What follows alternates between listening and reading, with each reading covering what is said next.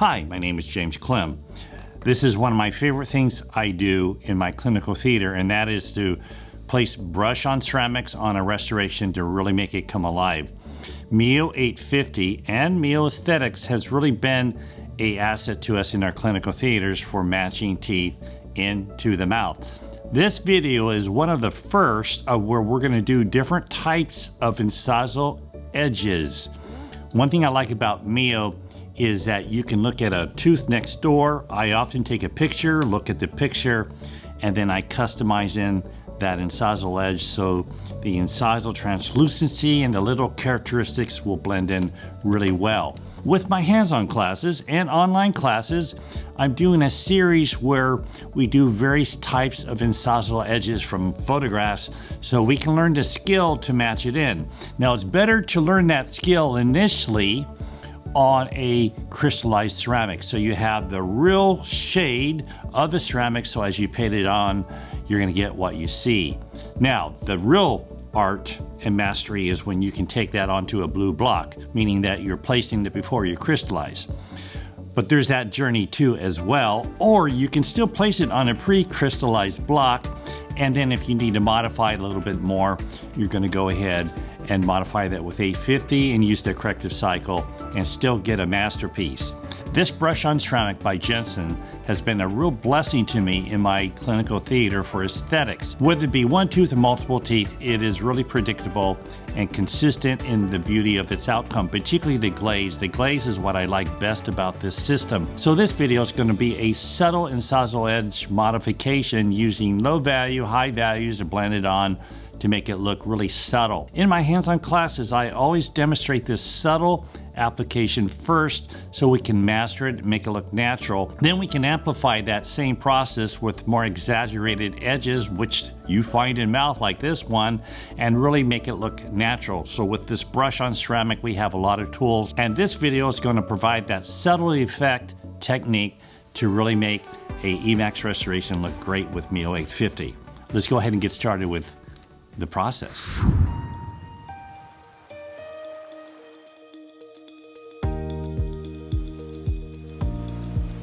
The best thing about Miyo 850 is the glaze. Once it's fired, it's also easy to place on. Cover the working surface, and it's real important on the incisal edge to thin out the glaze on the incisal edge where we're going to be adding colors and effects. We don't want those colors to run. We want to be able to manage them very well. Build our low value first with smoke. 0.5 millimeter from the incisal edge. Work that low value around the line angles and dominate the low value into the incisal portion of the primary depressions.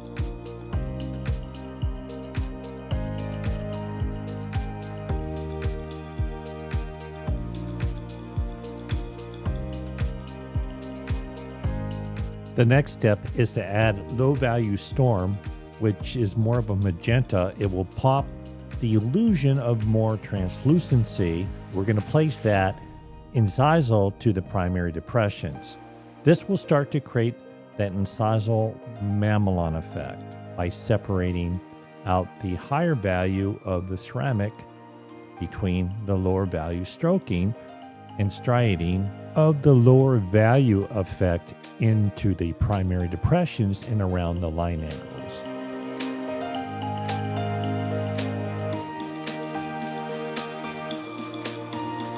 Another way to analyze the effect is to take the light down. You can see where the lower value has been added to create that incisal effect. Our next step is halo spring. This is high value. Highlight the incisal edge with a really thin bead of halo spring. You'll let the tension between the brush and the incisal edge just create that beautiful, nice little line. With this contrast, you'll see more of an emphasis of the lower value. The secret here is looking at the contrast effect between high value and low value to create the illusion of incisal translucency.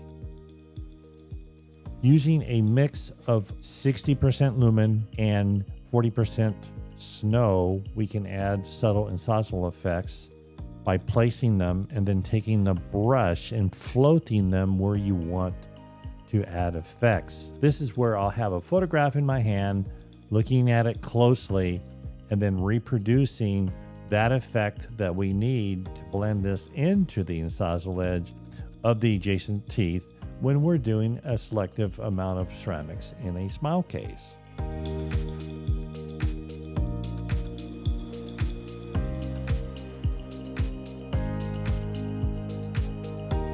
In most cases with a thinner ceramic cervically, let the shine through of the dentinal shade or in combination with or warm cement create that cervical area. Sometimes we want to add some color. The dentinal shade works in really well.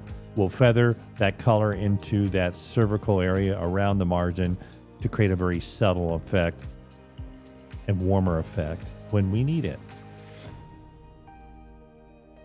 In many cases with Miyo 850, we can accomplish these glaze and incisal effects with one application. Fire this in the E.max corrective cycle and it will come out really nice. Wasn't that video a lot of fun? I really enjoy the process of customizing the incisal edge without having to layer and cut back.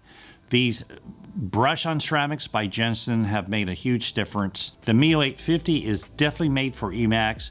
We also have Miyo Aesthetic, which is a lower fusing temperature, and you can use that on any type of zirconia or ceramic. At least I do, and it works extremely well.